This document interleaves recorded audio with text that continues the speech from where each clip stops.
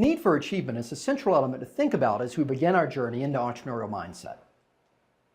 We're going to start by first examining need for achievement and what it means in context. We'll talk about exploring that need and its impact as it's related to entrepreneurship. And we'll also help you assess your personal need for achievement. So in this way, this is step one of part one of the Opportunity Analysis Canvas. So defining need for achievement is naturally important. With that, preference for challenge and acceptance of personal responsibility for outcomes, or a personal drive for accomplishment, are the most common terms and definitions of need for achievement.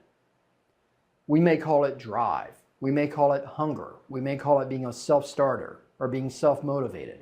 All of those would be accurate as we think about need for achievement in this context. And what we find when we look back into research is that this is an area that's been explored for over 50 years by academics as they've tried to understand entrepreneurial mindset. The connection between need for achievement and entrepreneurship is something that's really worth considering. And what we find is that entrepreneurs typically have a higher need for achievement than do managers.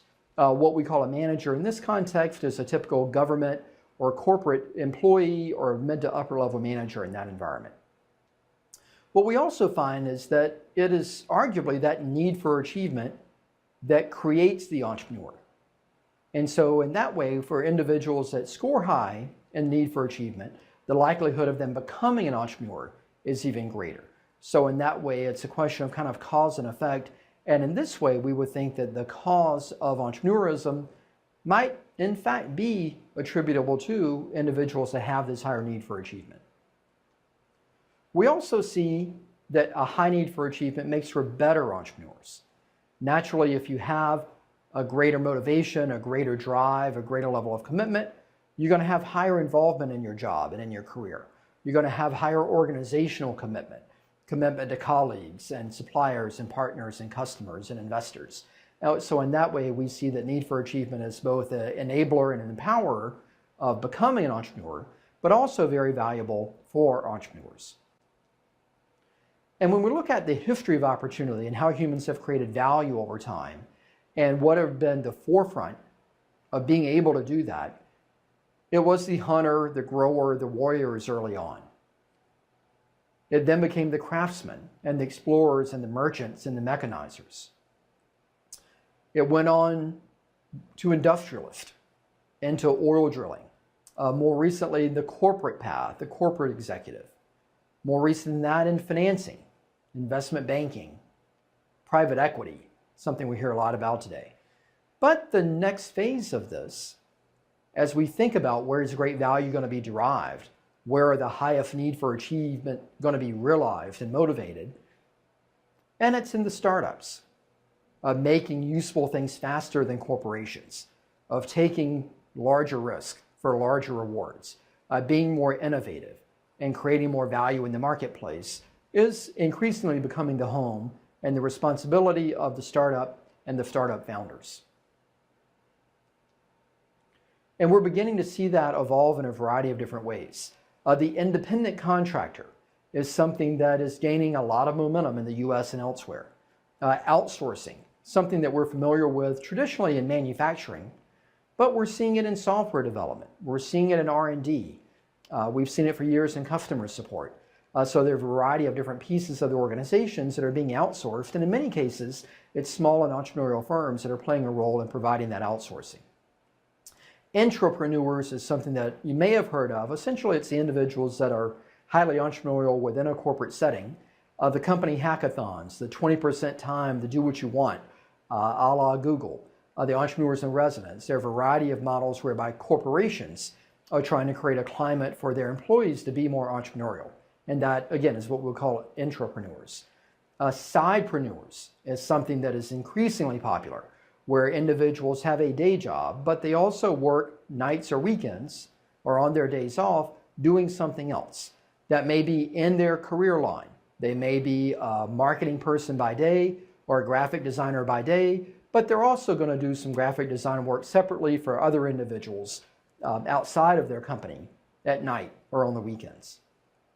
The jack of all trades is something that we see more so within small business jobs, where we have individuals that can do a little bit of programming and a little design and a little sales, that they're a bit more of a generalist in what they do. So we're seeing more of those types of jobs as well, particularly in small firms where there's more work than you have people.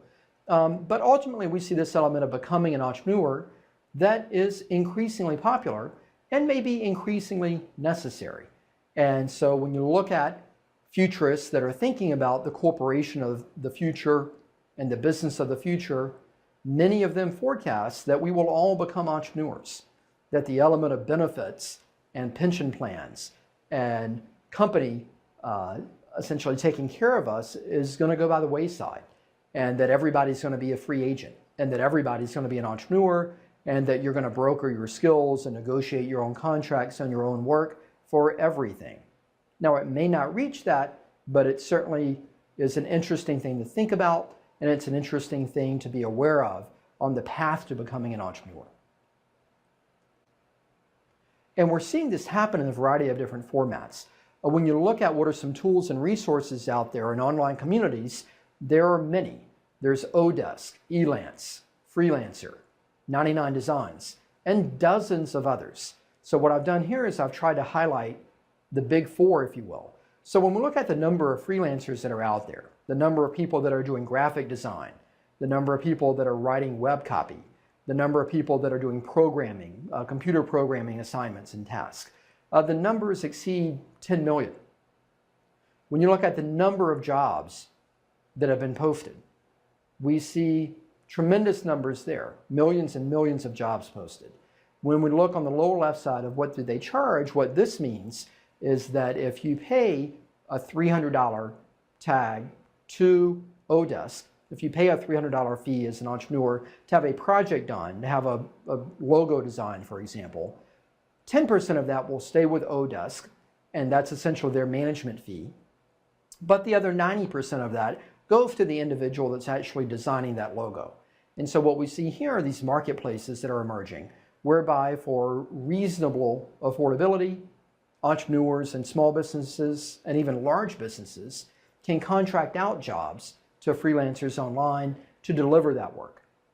What we see regarding the cumulative earnings for that are in excess of $1 billion that have been generated. So in that way, a lot of transactions that are taking place and a lot of work that's being done. And I've used a number of these services both individually for my own projects as well as part of a company environment whereby we have outsourced work to some of these platforms. So with that being said, to take a step back and think about the entrepreneur and begin to think about yourself, we want to know, well, what does it mean to have this need for achievement? And the orientation here we want to think about first is goal setting. Do you have personal goals? Are they specific and challenging and relevant? Do you mentally rehearse or forecast or think about future events? Do you anticipate obstacles? Do you develop alternative solutions? And are you not only driven to success, but are you planning your own success? Self-monitoring is something to keep in mind as well. Are you tracking it? I'm a believer in that we track what we care about. We measure what we want to be sure that we achieve or are on path to achieving. And so that self-monitoring and that milestone measuring is another hallmark of individuals that have a high need for achievement. Self-reinforcement. So is there some measure of reward, either incremental rewards or long-term rewards? And influencing yourself. Do you need others to give you a pat on the back? Do you need others to congratulate you? Or do you find success in your own success? And are you satisfied without necessarily having some level of accommodation or recognition provided for you? So in summary, need for achievement is a key component of entrepreneurial mindset, one of the 5 key components that we're going to analyze. That it's certainly motivating for individuals to pursue their new venture success, and also motivating and contributory to their success as entrepreneurs. And that analyzing your own need for achievement is valuable to diagnosing and enhancing your levels.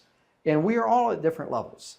And it's not to say that you are where you are and that's all there is to it. What we hope to do within each of these elements is identify and measure where we are, think about what are some of the benefits of enhancing the various elements, and then later talk about what are some ways to motivate that and realize that.